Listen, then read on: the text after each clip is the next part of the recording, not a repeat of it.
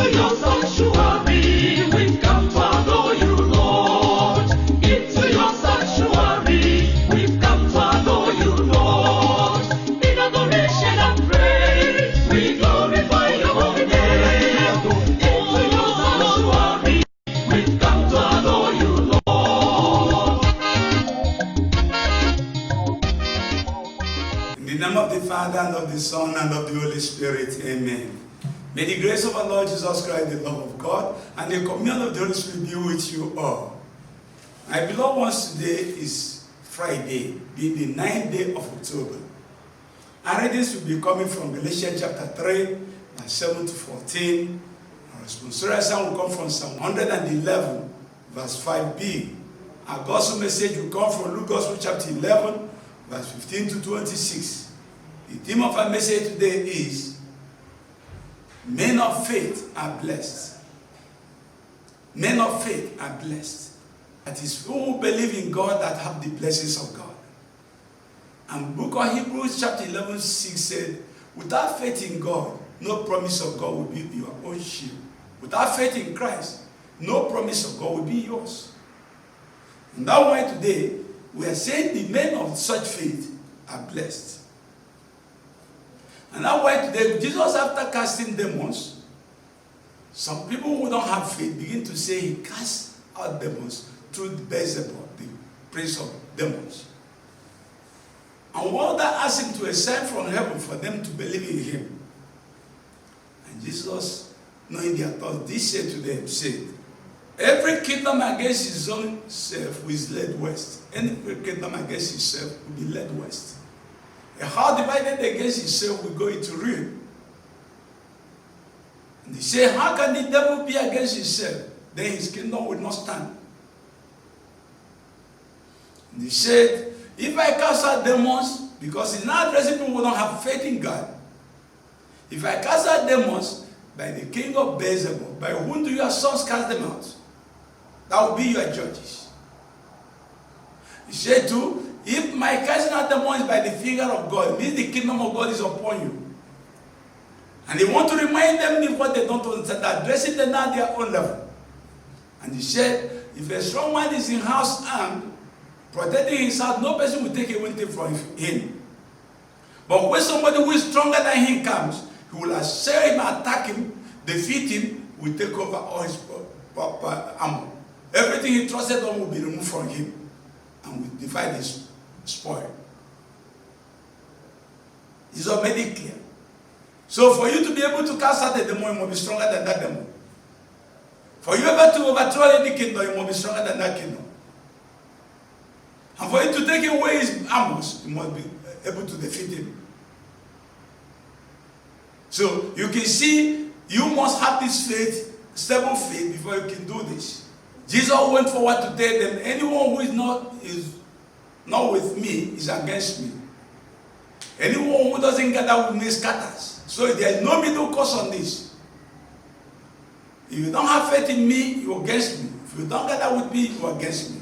And he said, when you cast out a demon, you go into the waterless places, seeking for a rest. And when he could not find anyone, what will he do? He said, let me go back to my former house. And when he will come and see the house was well swept and kept in order, he will go and bring 7 more demons stronger than himself, more evil than himself. And they'll come and possess the person. His situation will be worse than when it was before. Telling us the need to have absolute faith in God. You can see Paul addressing this faith issue. When he told the Galatians, say, look,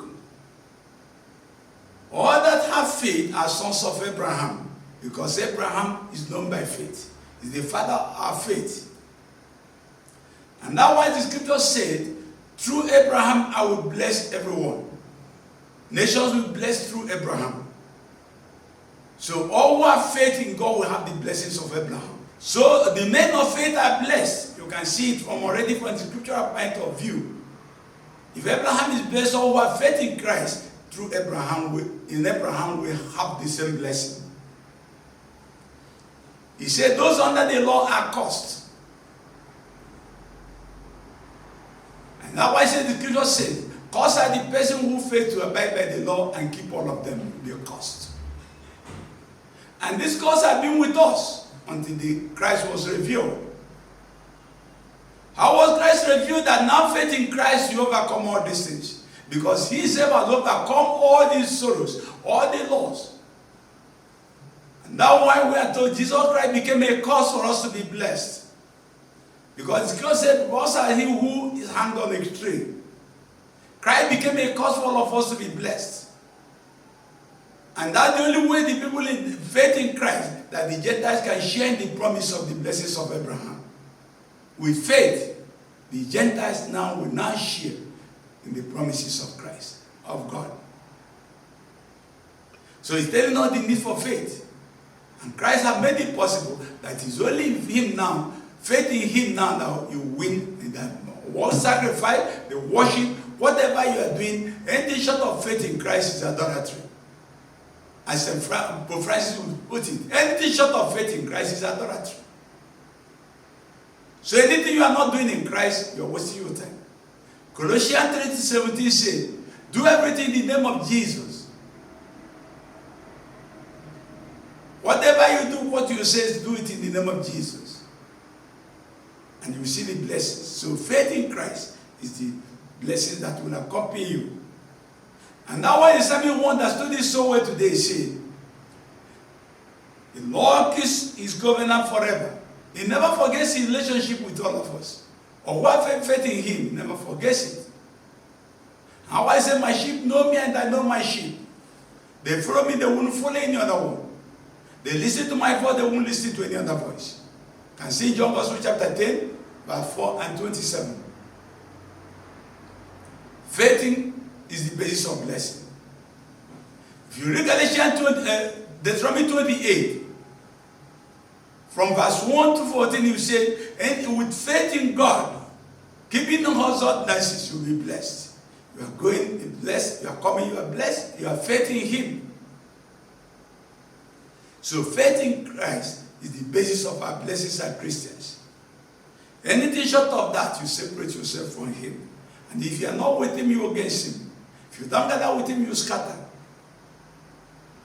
And that's why today the church celebrates St. Denis, Bishop, and St. John Leonard, a priest. Denis was the first bishop of France. And he was so diligent in a missionary work. And he had converted, built churches all over the places, and built up faith in France. And during the time of persecution of Valerian, he was martyred with two of his clergy. Killed. People who were opposed to good, who don't want anything good in your life, who were agents of darkness, who are sadists, that the people who destroy goods. I have the Boko Harams destroying good in Nigeria, the herdsmen, the Islamic State, going about destroying life instead of giving life, destroying, deterring development instead of development, bringing darkness instead of light, bringing sorrows instead of joy. When you are in that state, that's what you'll be doing. Then this was brought light, and see how the people of darkness quench him with all of his clergy. St. John Leonard, he was a pharmacist before, and he turned to be a priest. And he set up institutions to evangelize people. Set up institutions to be able to evangelize the people. He was able to teach the Catholic doctrines and help you to reform so many people. In a confused society, he was teaching at the point the church was in confusion during the time of Reformation. And that's why he was so deep in teaching the people and basis of the Catholic doctrine. On his own foundation, that the propagation of faith was instituted, the Congregation of Propagation of Faith was instituted. He started it earlier, propagating the Catholic faith in the crisis moment, in confused moment in the world. And that was is being celebrated today because he was having faith, making people to have faith in God so that they remain blessed, and they believe from God and be cursed. Now why he's celebrated today. When I got to give out the spirit of St. John Leonard and company so that we keep faith in Christ and be blessed, remain blessed. We ask this through Christ our Lord.